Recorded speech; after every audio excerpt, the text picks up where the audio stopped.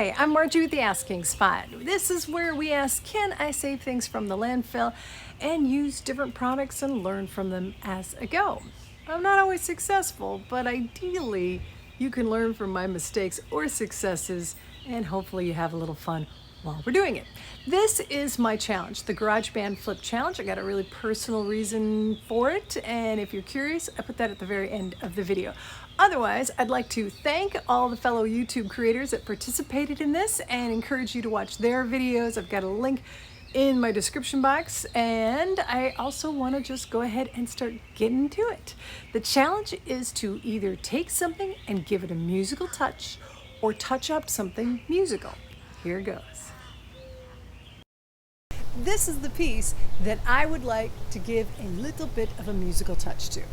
It has already touched me in the way of, oh wow, I didn't even bother to inspect it. Here's the thing, my kid has inherited from my dad a bedroom set, and it didn't have a vanity seat. So when I saw this vanity seat, I thought, yeah, that kind of looks like the same legs.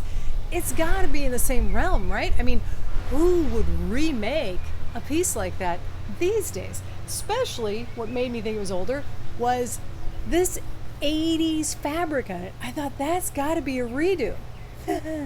Turns out that might have been the original fabric. Polyester. Why?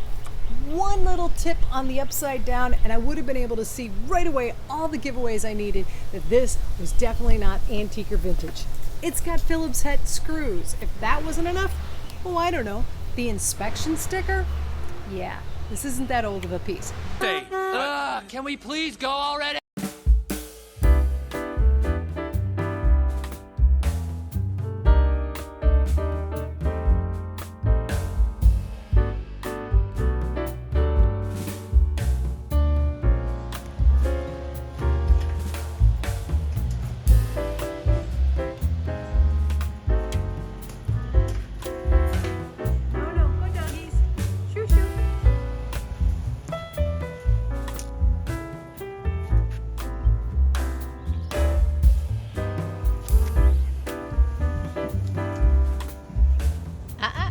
Come on.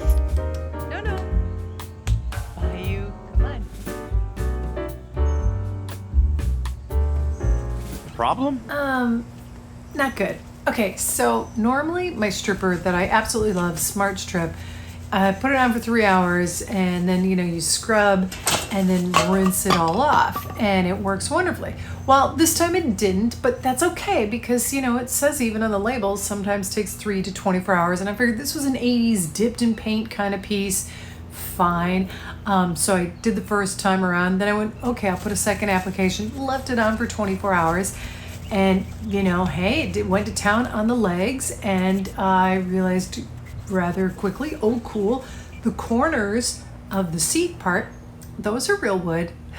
What did you do? But the flats in between, those are not. Those are an MDF.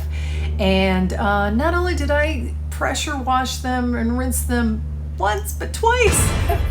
When I do these, I always think, well, if nothing else, whether I get it right or wrong, I will hopefully save you time and money. Well, now I know for sure I can save you time and money. Two things. One, back to the frame. Yeah, the obvious would be inspect it before you buy it. The problem I'm having with this though, beyond that though, is fine. I paid $12 for a non-vintage piece. That's fine. Here's where I really wasted money, is when I inspected it finally. I was like, oh, this isn't even wood. That's probably what, pressed wood, MDF? And yet I went ahead and put on a stripper that has to be removed with water. Not good. Now, luckily it bore up pretty well on like almost every side, but this side got way bumpy. It actually did it all the way down, and I was able to clamp this until it dried and got it much better, like as in livable. But this side, no. This is still bad, and it was even worse. I'm sorry, I didn't film it first thing in the morning, and I saw it, and I just... So, what I tried to do is I went ahead and sliced off the big bump of it so that it still has some definition, still kind of looks like it should.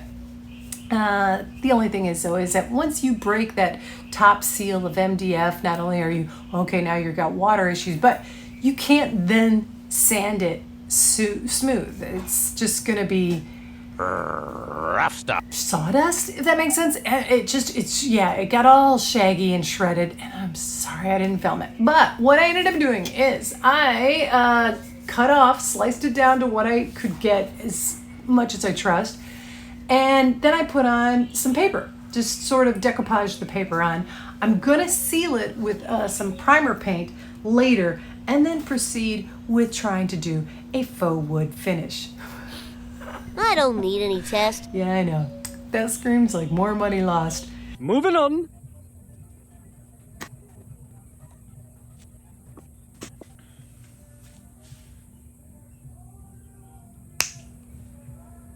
To be fair, this took about 2 hours.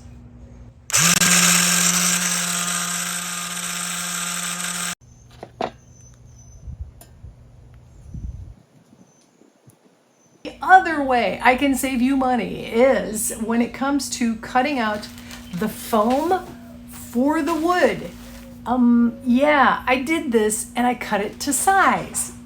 Wrong. Don't cut it to size. Here's the problem.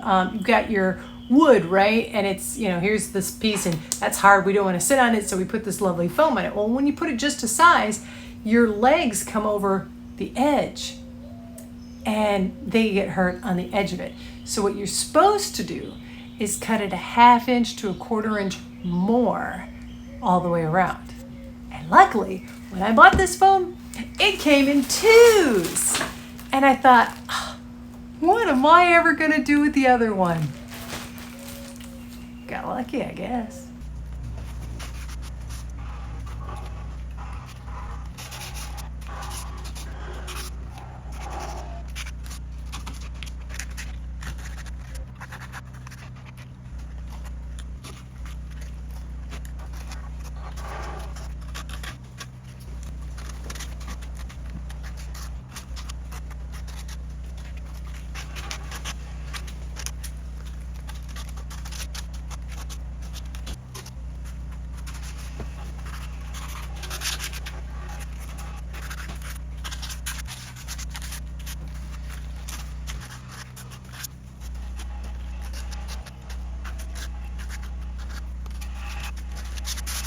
Think that was boring? Yeah. There was 4. The biggest thing I came across though was this one is exceptionally damaged. So I'm gonna do some wood filler in there. And yeah, I think I know which one will be like the inside back leg or something, because yeah.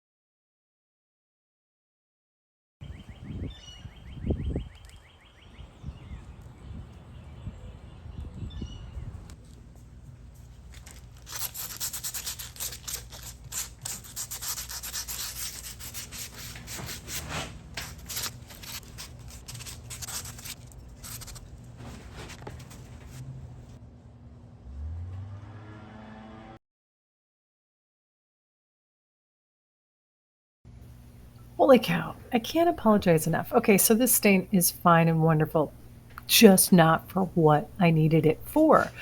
Here's some things that were going wrong. For starters, I didn't really sand off all of the paint like I should have. Seen the bottom there and stuff. But then I was like, stain can't go over paint, but I can hand paint it because I'll probably have to hand paint the side panels because I'm going to do a wood finish on that, a faux wood finish. But then it turned out I didn't need to do that. That base coat and then just brushing on this wood stain over it, I tried it on one just to see for an experiment. And then I was like, oh, I'll film the rest. But then my brain just kind of went away with it. Yeah, I'm sorry. I didn't film that part of it. But because I wasn't looking to do like a tabletop with really fancy grain, I didn't need a fancy tool. All I needed was the base coat I put on the side, and then I needed to just brush on some of the stain with a dry brush. And that gave me enough of a wood grain. So the side panels, they looked okay. The legs, not so much. Okay, when my faux wood is looking better than the real wood, that's not good. Um, need some work, but on the legs, yeah, these. All right, I'm gonna sand them down some more, and this kind of stuff I expected, but I sanded this stuff really well. This, come on. I started getting these guys sanded again. I definitely had to get off the paint that was left behind. However, it occurred to me while I was doing this that these are probably made of poplar wood, which, it's a cheap wood. If you remember my kitchen table, I'll do one of these and one of these. The tabletop itself was really blotchy, and I liked that for the kitchen table. I don't want that for these legs though. So the idea of trying to sand them back down to bare wood and then applying stain just isn't going to work. It's still going to be sort of blotchy. Now, of course, you can't stain over paint, so I was, in the wrong in the areas that still had the paint. So I did get rid of that, but I'm going to go forward with a gel stain. A gel stain kind of acts a little bit like a paint. It's translucent like the stain you like, but it more or less sits on top. So hopefully it'll sit on top and we won't have to worry about as much of the blotchiness. Still gonna apply a wood conditioner just because I'd rather be safe than sorry, but the biggest lesson I've learned from the other ones, I'm only gonna do it to one leg. Yeah, doing all those legs, yeah, a lot of extra work there. 2 minutes later, test, test, test, test.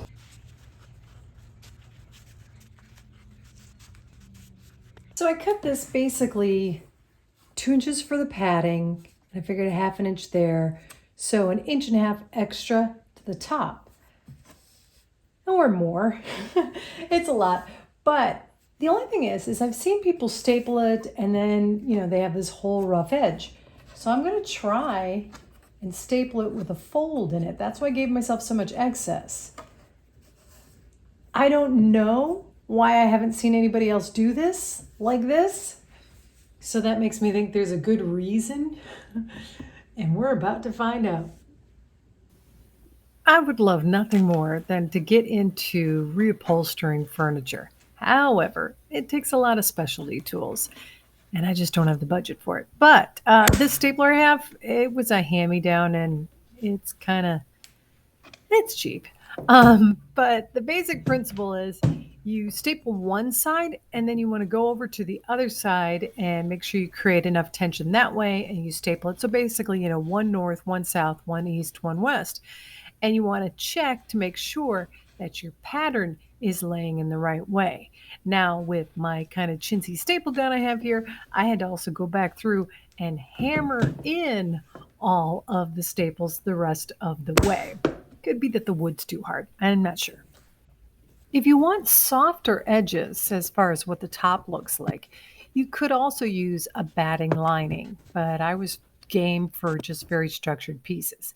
Now, when it comes to the corners, I'm cutting off some of the excess, but you just have to be really careful that what you leave behind can still overlap and fold around the corner.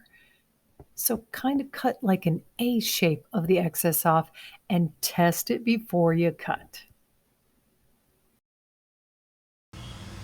Taking a look back at where we started, I want to take a moment to ask you if you can give a thumbs up, subscribe if you haven't already. It really helps out the channel. And oh, please check out the other YouTube creators that participated in this GarageBand Flip challenge. Now, the final results. Thanks so much for watching. The asking spot got the inspiration for this challenge coming up next.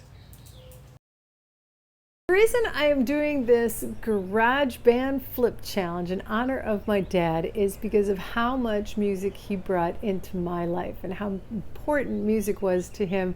Actually, he had this beautiful tenor voice. It was so lovely, and even my mom would say that, you know, that part of the reason she married him was because of his beautiful tenor voice. He could harmonize with anything, and it was just, I remember always being in awe of him in the church choir and how talented he was. Now, one of my siblings was fortunate enough, she also can harmonize with anything. I didn't get that. But what I did get, though, is his love to tinker with things. Now, he was next level because he was a retired mechanical engineer. And what he would tinker with was instruments. He would find them online or garage sales, and he would repair them. And it was any kind of instrument pretty much. He did saxophones and clarinets and flutes, and he would do trumpets. I remember French horn. He also did violins and cellos, and he would get these instruments, oh, loads of flutes. He'd get them all cleaned up and in working order, and then he'd donate them to schools. Now, yeah, a couple of flutes did go to my kids, but all the rest, I remember bringing them to our kids' school. His hope was that he could make sure that there would be nothing standing in the way of a kid picking up an instrument and the music would live on. He doesn't do that anymore. He has now got dementia, and he still loves music though. So even if you're doing a piece that just holds a record player that can play some beautiful music, that's wonderful. So I want to thank all my fellow YouTubers for participating in this GarageBand Flip challenge. It means a lot to me. And I thank you for watching, and I hope that you will watch the rest of their videos too.